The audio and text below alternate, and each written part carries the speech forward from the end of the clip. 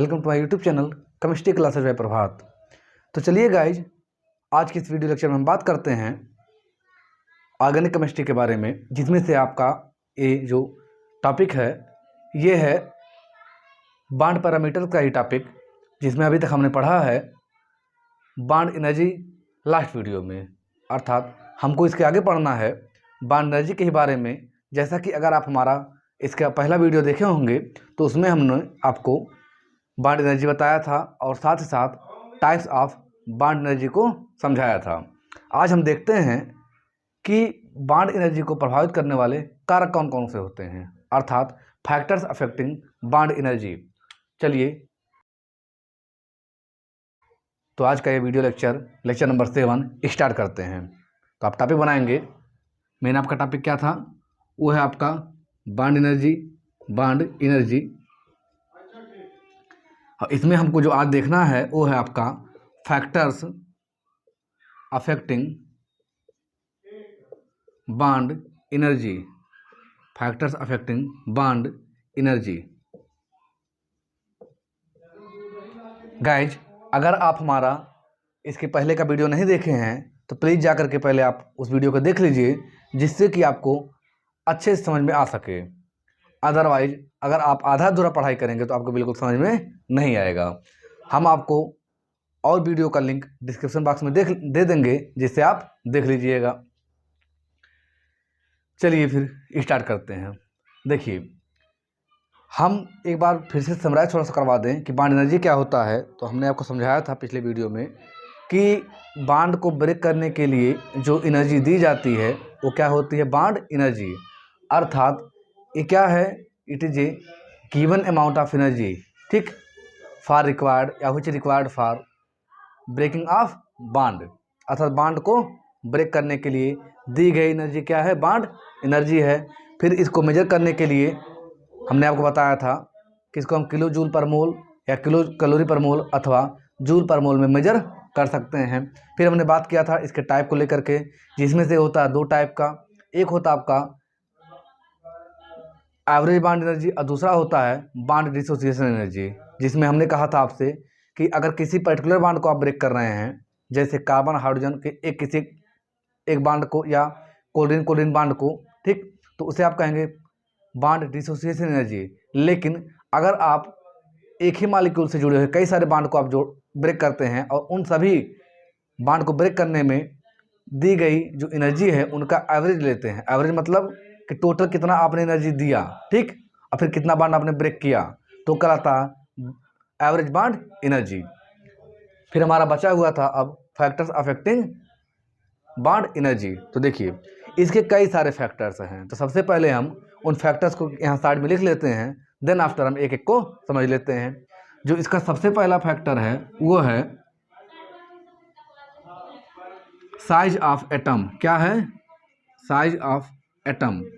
फिर जो आपका दूसरा फैक्टर है ये है polarity of the bond. Polarity of the bond. फिर जो आपका तीसरा फैक्टर है ये है बॉन्ड ऑर्डर। क्या है? Bond order. जो आपका चौथा है ये है एक्सटेंट ऑफ ओवरलैपिंग। फिर जो आपका है पांचवा वो है टाइप्स ऑफ हाइब्रिडाइजेशन। एंड आपका एक और है जो इम्पोर्टेंट है वो है रेजोनेंस। क्या है?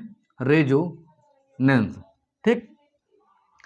इन सभी टॉपिक्स को स्टार्ट करने से पहले या देखने से पहले हम आपको बता दें कि देखिए, बॉन्ड एनर्जी का मतलब आपको यहाँ से समझना है कि देखिए, बॉन्ड को जब ब्रेक करना है तो बॉन्ड की स्टेबिलिटी को आपको देखना है। किसको देखना है?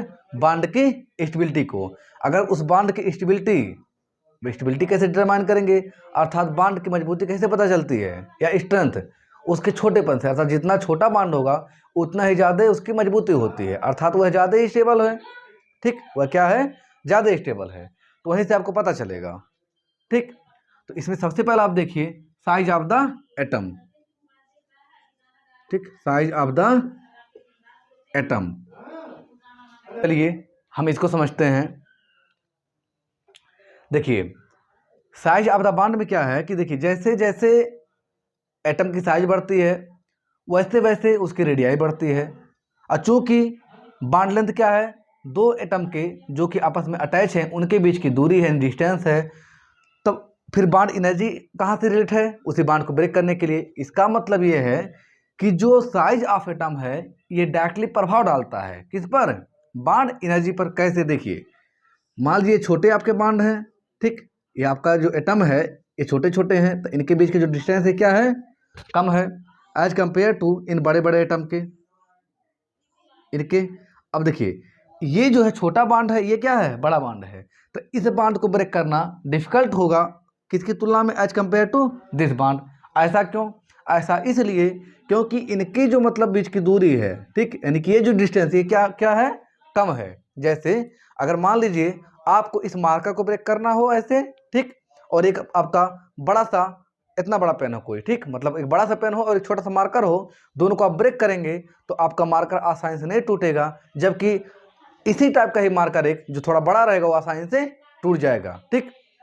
ऐसा क्यों, क्योंकि इसका जो सेंटर होगा अर्थात मतलब मार्कर का जो दोनों किनारों का सेंटर होगा वो क्या है, दूरी बढ़ते जाएगी जैसे जैसे इसकी साइज बढ़ेगी।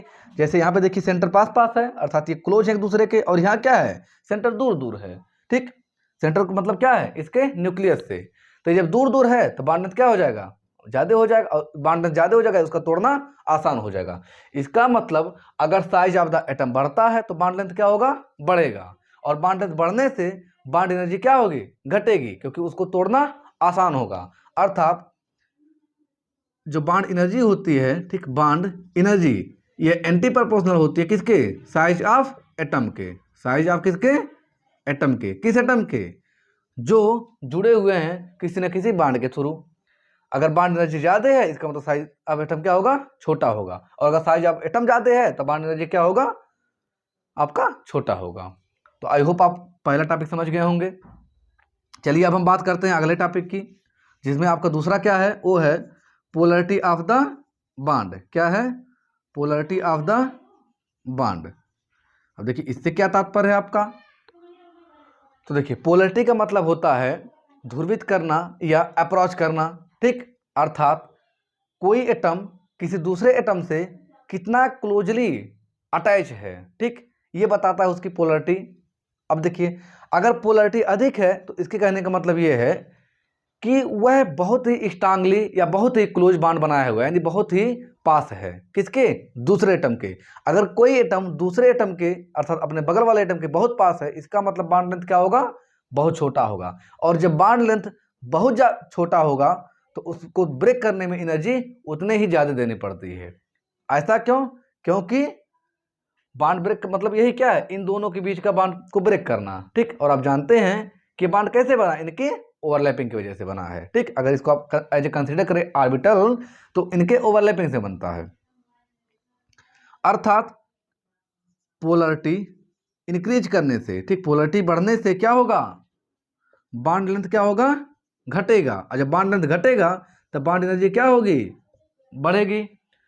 फिर अगर हम बात करें एक एग्जाम्पल को लेकर के कि किसका बॉन्ड एनर्जी ज़्यादा होगा किसका बॉन्ड एनर्जी कम, जैसे एग्जाम्पल के तौर पे आपका हाइड्रोजन फ्लोराइड हो, फिर हाइड्रोजन क्लोराइड हो, फिर हाइड्रोजन ब्रोमाइड हो, एंड देन आफ्टर आपका हाइड्रोजन आयोडाइड हो। तो इसमें आप देखेंगे जो फ्लोरीन एटम होता है ये मोर इलेक्ट्रोनेगेटिव होता है एज कंपेयर टू इन सभी के, या पूरे पीरियोडिक टेबल में या अभी तक जितने एलिमेंट पाए गए हैं इन सब में सबसे अधिक इलेक्ट्रोनेगेटिविटी होती है फ्लोरीन की, और जिसकी इलेक्ट्रोनेगेटिविटी अधिक होती है उसके पास पोलराइजेबिलिटी अर्थात पोलराइज करने की या अटैच होने की पावर उतने ही ज़्यादा होती है। अर्थात इनका जो बॉन्ड होगा इसका HF के बीच का वो क्या होगा, बहुत ही छोटा होगा इनकी तुलना में। या दूसरा फैक्टर आप यही देख लीजिए साइज का, फ्लोरीन ऊपर है ग्रुप में और बाकी सब ये नीचे है, अर्थात फ्लोरीन के नीचे क्लोरीन है, क्लोरीन के नीचे ब्रोमीन, ब्रोमीन के नीचे आयोडीन, अर्थात सबसे बड़ी साइज किसकी होगी, आयोडीन की। हाइड्रोजन तो सेम है, तो इसके बॉन्ड को ब्रेक करना आसान होगा, ठीक, एज कंपेयर टू इन सब के। अर्थात सबसे अधिक जो आपकी स्ट्रेंथ होगी बॉन्ड की वो होगी HF की। जब इसकी स्ट्रेंथ अगर अधिक होगी, मजबूती अधिक होगी, तो इसको ब्रेक करना उतना ही डिफिकल्ट होगा। अर्थात बॉन्ड एनर्जी इसका क्या होगा, सबसे अधिक होगा। ठीक, बॉन्ड एनर्जी क्या होगा इसका, सबसे अधिक होगा। तो ये हो जाएगा इनके बॉन्ड एनर्जी का ऑर्डर। ठीक, हम एक बार फिर से समराइज करवा दें कि अगर एटम की साइज अधिक है तो उनके बीच बॉन्ड लेंथ अधिक बनेगा, यानी ज़्यादा बड़ा होगा। ठीक, बॉन्ड लेंथ बढ़ेगा अगर, तो उसको तोड़ने में एनर्जी कम देनी पड़ेगी क्योंकि बॉन्ड लेंथ अधिक है, अर्थात बॉन्ड एनर्जी क्या होगा, घटेगा। दूसरा, जितना ज़्यादा पोलरिटी होगी बॉन्ड लेंथ उतने कम होगा और उसकी मजबूती उतने ज़्यादा होगी, अतः उसको ब्रेक करने के लिए आपको एनर्जी उतना ज़्यादा देना पड़ेगा। ठीक, फिर चलिए अगला टॉपिक देखते हैं। अगला है आपका बॉन्ड ऑर्डर। क्या है, बॉन्ड ऑर्डर। अब बॉन्ड ऑर्डर क्या होता है, तो इसको हम आपको बताए हैं कि किसको रिप्रेजेंट करता है। ये रिप्रेजेंट करता है आपको डबल, ट्रिपल अथवा सिंगल। जनरली अगर ऑर्गेनिक केमिस्ट्री में देखा जाए तो किसको, डबल, ट्रिपल एंड सिंगल। अब देखिए, फिर आपको बताया गया है कि देखिए अगर कहीं डबल बॉन्ड बना हुआ है तो सिंगल बॉन्ड की तुलना में ज़्यादा मजबूत होता है। ठीक, और अगर कहीं ट्रिपल बॉन्ड बना हुआ है और डबल बॉन्ड है तो ट्रिपल बॉन्ड डबल बॉन्ड की तुलना में ज़्यादा मजबूत होता है। अब इसका रीजन क्या है, इसका रीजन भी हम आपको समझा चुके हैं। अब देखेंगे किसी न किसी वीडियो में आपको बताया गया है परसेंटेज यस कैरेक्टर को लेकर के, कि जिसमें परसेंटेज यस कैरेक्टर अधिक होता है उसकी स्ट्रेंथ यानी मजबूती अधिक होती है। तो अगर बॉन्ड ऑर्डर की बात की जाए तो मोर is the bond order, more is the bond order. ठीक, मोर इज द एनर्जी। कौन सी एनर्जी, बॉन्ड एनर्जी। फिर देखिए अगर एग्जाम्पल के तौर पे देखा जाए, ठीक, किसके तौर पे, एग्जाम्पल के, तो जो आपका ट्रिपल बॉन्ड होगा उसको ब्रेक करने के लिए एनर्जी ज़्यादा देनी पड़ेगी, क्योंकि ट्रिपल बॉन्ड अगर कोई एटम है, जैसे यहाँ पे बात करें हम जनरली ऑर्गेनिक केमिस्ट्री की, तो ऑर्गेनिक केमिस्ट्री में अगर आप देखेंगे, ठीक, तो कार्बन कार्बन जो ट्रिपल बॉन्ड है ये ज़्यादा क्लोज होगा, यानी पास पास होंगे, अतः इसको ब्रेक करने के लिए आपको एनर्जी ज़्यादा देनी पड़ेगी, अतः इसका बॉन्ड एनर्जी ज़्यादा होगा। फिर कार्बन कार्बन डबल बॉन्ड और फिर आपका कार्बन कार्बन सिंगल बॉन्ड, अर्थात सबसे अधिक बॉन्ड एनर्जी किसका होगा, ट्रिपल बॉन्ड वाले का, उससे कम डबल वाले का और सबसे कम सिंगल वाले का। ठीक, अर्थात ये बॉन्ड एनर्जी का डिक्रीजिंग ऑर्डर है। ठीक, आई होप आप ये भी समझ गए होंगे। चलिए अब हम बात करते हैं अगले टॉपिक की। ठीक, अगला क्या है आपका, एक्सटेंट ऑफ ओवरलैपिंग। ठीक, क्या है, एक्सटेंट ऑफ ओवरलैपिंग। लेकिन सबसे पहले आप इसको नोट कर लीजिए, फिर आगे बढ़ते हैं। चलिए तब अगला बनाइएगा आप टॉपिक, या इसका हेडिंग वो क्या है आपका, एक्सटेंट ऑफ ओवरलैपिंग। इसको स्टार्ट करने से पहले एक छोटा सा इन्फॉर्मेशन। गाइज, यदि आप हमारे यूट्यूब वीडियो पर अर्थात यूट्यूब चैनल पर नए हैं तो आप हमारे यूट्यूब चैनल को सब्सक्राइब करें, शेयर करें एंड लाइक करें। जहाँ तक हो सके आप अधिक से अधिक इसको शेयर करें, जिससे हर कोई व्यक्ति अर्थात हर कोई स्टूडेंट इसको देख सके, अपना कॉन्सेप्ट क्लियर कर सके। चलिए इसमें देखते हैं। एक्सटेंट का मतलब होता है मात्रा। क्या होता है, मात्रा। मतलब जो ओवरलैपिंग हो रही है, जैसा कि आप जानते हैं कि आपका जो ओवरलैपिंग होता है ये टू टाइप होता है। एक होता आपका हेड ऑन हेड ओवरलैपिंग और एक होता आपका साइड बाय साइड ओवरलैपिंग। ठीक, अब अगर आपका हेड ऑन हेड ओवरलैपिंग है तो सिग्मा बॉन्ड, और अगर साइड बाय साइड ओवरलैपिंग है तो पाई बॉन्ड। अब इनमें देखिए, अगर ओवरलैपिंग किसी भी एटम के बीच में अधिक है, मतलब जो आपके ऑर्बिटल्स हैं, ठीक, जैसे एटम जुड़ रहे हैं इसका मतलब एटम के ऑर्बिटल जुड़ रहे हैं, तो जो ऑर्बिटल्स हैं उनके बीच अगर ओवरलैपिंग अधिक है, ठीक, तो बॉन्ड स्ट्रांग होगा। ठीक, क्या होगा, स्ट्रांग बॉन्ड बनेगा। लेकिन अगर ओवरलैपिंग कम है तो बॉन्ड स्ट्रांग नहीं बनेगा। इसका मतलब ये ओवरलैपिंग पे डिपेंड करता है। कैसे, तो देखिए, ज़्यादा ओवरलैपिंग यानी more overlapping more strong bond, and जब मोर स्ट्रांग बॉन्ड बनेगा तो बॉन्ड एनर्जी क्या होगी, ज़्यादा होगी। अर्थात यहाँ लिखेंगे आप मोर इज द ओवरलैपिंग। ठीक, overlapping, strong is the bond. ठीक, strong is the bond and more will be bond energy, more will be bond energy. ठीक, चलिए अब हम बात करते हैं नेक्स्ट टाइप की।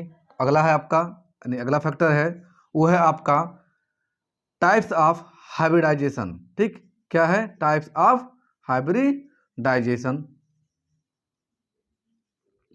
अब जैसा कि आप जानते हैं कि ऑर्गेनिक केमिस्ट्री में बेसिकली 3 टाइप के हाइब्रिडाइजेशन पाए जाते हैं। कौन कौन से? sp, उसके बाद कौन सा? sp2 and sp3। sp, sp2 and sp3। अब देखिए, जो आपका परसेंटेज कैरेक्टर होता है वो s में कितना होता है? sp में कितना होता है? sp में जो परसेंटेज कैरेक्टर है ये होता है 50%। ठीक, फिर ये होता है आपका 50%। इसमें कितना होता है? होता है s कैरेक्टर 33%। ठीक, अब p कैरेक्टर होता है लगभग 67%। इसमें कितना होता है? इसमें s होता है कैरेक्टर 25% और p होता है आपका 75%। फिर आप जानते हैं कि जिसमें परसेंटेज कैरेक्टर अधिक होता है उसमें जो बॉन्ड की स्ट्रेंथ होती है वो ज़्यादा अच्छी होती है, अर्थात जो एटम जुड़ने वाला होता है, अर्थात जो ऑर्बिटल जुड़ता है वो बहुत ही क्लोज जुड़ता है। किसमें? जिस हाइब्रिड ऑर्बिटल में परसेंटेज कैरेक्टर अधिक होती है। अब आप परसेंटेज कैरेक्टर कैसे निकालेंगे तो आपको समझाए थे, या इसके लिए एक हम और अलग से कोई वीडियो बना देंगे जिसमें आप देख लीजिएगा कि परसेंटेज कैरेक्टर कैसे निकालते हैं। फिलहाल आपके लिए इतना ही है कि देखिए यहाँ पे 100% में 2 लोग हैं, जैसे कोई भी अपने आप में 100% होता है, तो यहाँ पर 100% में 2 ऑर्बिटल हैं, यहाँ पे 3 ऑर्बिटल हैं और यहाँ पे 4 ऑर्बिटल हैं। तो यहाँ पे 100 में आप 2 से भाग दीजिए, दोनों 50-50% हैं। यहाँ पे आप 100 में 100 में 3 से भाग दीजिए, क्योंकि 2 p का ऑर्बिटल 1 s का, तो 1 आएगा आपका 33%। और इसमें आप 100 में भाग दीजिए कितने से? 4 से, क्योंकि यहाँ 3 p ऑर्बिटल है और 1 s ऑर्बिटल है, तो आपको ऐसे निकल जाएगा। तो इसमें देखिए परसेंटेज कैरेक्टर क्या है, अर्थात इसकी sp में 50% है, अर्थात इसकी मजबूती क्या होगी? ज़्यादा होगी, अर्थात इसका बॉन्ड एनर्जी अधिक होगा और इसका बॉन्ड एनर्जी उससे कम और सबसे कम इसका। अर्थात यहाँ पे आप क्या लिखेंगे? आप लिखेंगे कि इन हाइब्रिडाइजेशन, ठीक, which have more percentage character are more strong and have more bond energy। ठीक, यहाँ तक आप लिख लीजिएगा। फिर चलिए हम बात करते हैं अगला रेजोनेंस की। ठीक, किसकी? रेजोनेंस की। तो रेजोनेंस का मतलब होता है अनुनाद। ठीक, जिसको आप हिंदी में कहते हैं। अब इसको तो आप 2 लाइन में तो अच्छे समझ नहीं सकते, लेकिन फिर भी रेजोनेंस क्या है? एक प्रोसेस होती है जिसमें क्या होता है? इलेक्ट्रॉन की शिफ्टिंग होती है। इलेक्ट्रॉन की क्या होती है? शिफ्टिंग होती है। तो ऐसे मॉलिक्यूल जो रेजोनेटिंग स्ट्रक्चर शो करते हैं, ऐसे मॉलिक्यूल जो रेजोनेटिंग स्ट्रक्चर शो करते हैं वो ज़्यादा स्टेबल होते हैं। ठीक, और जब ज़्यादा स्टेबल होंगे तो उनके बॉन्ड को ब्रेक करने के लिए आपको एनर्जी अधिक देनी पड़ती है। ठीक, अब रेजोनेंस क्या है या रेजोनेटिंग स्ट्रक्चर क्या है इसको हम बात करेंगे किसी सेपरेट वीडियो में। लेकिन यहाँ पर आपको क्या देखना है? बस आपको इतना देखना है कि दोज मॉलिक्यूल, ठीक, अथवा ड्यू टू रेजोनेंस, रेजोनेंस, ठीक, stability of bond increases. Stability of bond क्या होती है? बॉन्ड इंक्रीजेज, ठीक, हेंस बॉन्ड एनर्जी क्या होती है? Increases, bond energy increases. ठीक, मतलब ये है कि ऐसे मॉलिक्यूल जिसमें रेजोनेंस पाया जाएगा उनकी स्टेबिलिटी अधिक होगी, और उनकी अगर स्टेबिलिटी अधिक होगी तो उनके बॉन्ड को ब्रेक करने के लिए डिफिकल्टी अराइज होगी। फॉर एग्जांपल, मान लीजिए हम कंसीडर करते हैं 2 मॉलिक्यूल, एक आपका ले लेते हैं बेंजीन जो कि रेजोनेटिंग स्ट्रक्चर शो करता है। ठीक, और एक ले लेते हैं हम नॉर्मल सा कोई मॉलिक्यूल। ठीक, जैसे मान लेते हैं हम ले लेते हैं यहाँ पे, सपोज करिए, ठीक, कि आपका है यहाँ पे ऐसे ही, ठीक, इस मान लीजिए हम ले लेते हैं CCl। ठीक, या ऐसे कोई नॉर्मल आइटम लेते हैं, स्पेशल नहीं लेते हैं। जैसे मान लीजिए हम कह लेते हैं कि यहाँ कार्बन है और कार्बन से कोई भी ग्रुप जुड़ा हुआ हो, 1 या 2 ऐसे। ठीक, मान लीजिए ABC कोई ग्रुप जुड़े हुए हैं, ऐसे ABCD। देखिए इनकी तुलना में, ठीक है, इसकी तुलना में देखिए ये रेजोनेंस शो कर रहा है और ये रेजोनेंस नहीं शो करेगा, ठीक है। तो इसकी जो बॉन्ड एनर्जी होगी वो अधिक होगी। फॉर एग्जांपल कंसिडर कर लें हम कि CH4, किसका, CH4 का। तो CH4 में और इस बेंजीन में, ठीक, जो बॉन्ड एनर्जी होगी वो इसकी अधिक होगी, इसकी कम होगी। ऐसा क्यों? तो ड्यू टू रेजोनेंस, ठीक। आई होप आप पूरा समझ गए होंगे टॉपिक। तो फिर से हम एक बार आपका समराइज करवा देते हैं कि हमने क्या क्या देखा। साइज ऑफ द एटम देखा, ठीक। दूसरा पोलैरिटी ऑफ द बॉन्ड, तीसरा बॉन्ड ऑर्डर, चौथा एक्सटेंट ऑफ ओवरलैपिंग, पांचवा टाइप्स ऑफ हाइब्रिडाइजेशन एंड आपका छठा रेजोनेंस। अगर आपको किसी प्रकार की डाउट है तो आप एक बार वीडियो को फिर से देखिएगा, आपका पूरा टॉपिक क्लियर हो जाएगा, ठीक गाइज। ऐसे ही और वीडियो देखने के लिए आप डिस्क्रिप्शन बॉक्स अथवा प्लेलिस्ट में जा करके आप देख सकते हैं, ठीक। अगर आपको वीडियो पसंद आता है तो इसे आप लाइक करिएगा, शेयर करिए और सब्सक्राइब करिए। साथ ही साथ अगर आपको कोई दिक्कत हो रही है, किसी टॉपिक पे और वीडियो बनवाना चाहते हैं, या हमको आप किसी प्रकार का कोई सुझाव देना चाहते हैं, तो आप कमेंट बॉक्स का यूज करिए और कमेंट कीजिए, ठीक। फिर मिलते हैं हम नेक्स्ट वीडियो में। तब तक के लिए धन्यवाद। जय हिंद।